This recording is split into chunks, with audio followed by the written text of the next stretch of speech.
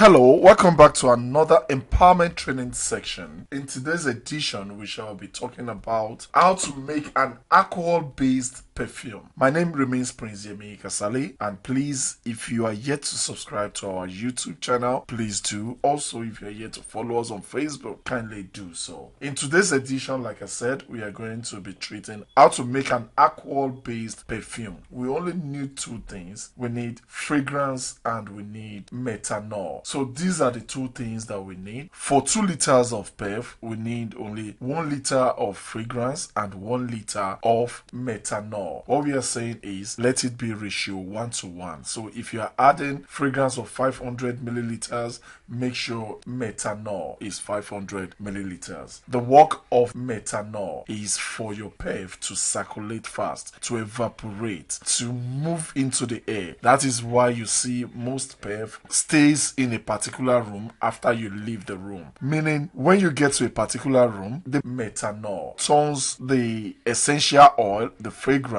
into a gaseous state. It diffuses fast. So you already have it in the atmosphere, in the air. So when you leave that environment, you still have that perf in that particular place because already the methanol had made the perf goes into the air. So that's the reason why we always have methanol mixed with our fragrance so that it can move fast. But the major issue here is how to decide your fragrance, how to choose your fragrance, because you want a distinct smell. So it is now for you to study and know how to mix perfume. In order to know or to understand how perfume works, you need to know the classes and the types of perf. We have the top notes, we have the middle notes, and we have the bottom note. From my own research, I think the top note is the one that moves faster. It's the ones that smells very fast. It diffuses into the air very fast, while the middle note is a little bit reserved. Then we have the bottom note, which lasts very long.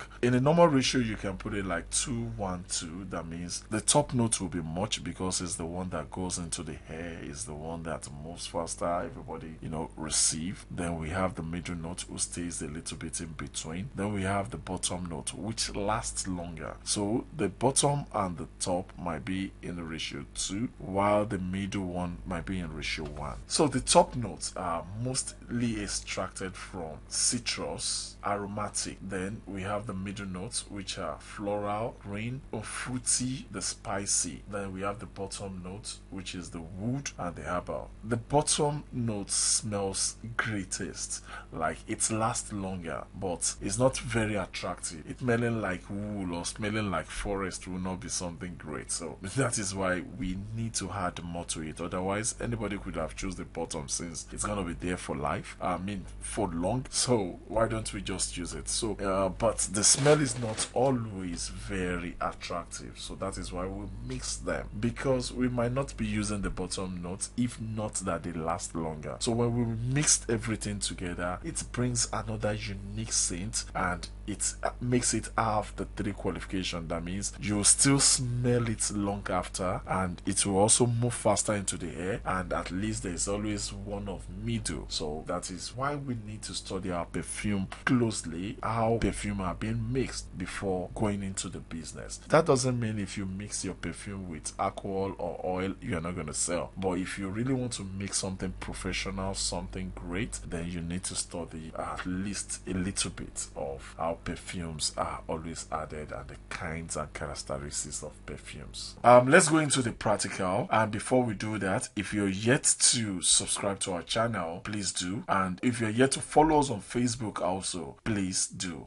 Let's go into the practical aspects of preparing an alcohol-based perfume. Like we said, we only have few ingredients. We have our perfume. These are 3 types of perfume that we'll be mixing together, and we have our methanol. So we need to measure our perfume, combinations of our perfume, into the container, and we stir before adding our methanol. So that's the first one. We are adding the first kind of perfume, I keep watching as I'm adding in order to have a good combination. The first two will be added in a little form. There is one which is the base. Base are very strong perf. Then we have the middle, we have the top, but I'll be adding the three together at random. But if you're going into this for business, you should be careful of what you're doing. You should need to study the addition of perf, the base, the top, the head, which is the top, then the medium, which is the heart of the perf. You need to study all these things carefully before going into the business properly. That doesn't mean you cannot produce perf, but if you really want to be a professional at this, then that means you need to go further than that, just to know how to combine your perf to have good results. So those are our perf, and we've already added them into the container. So I mix them.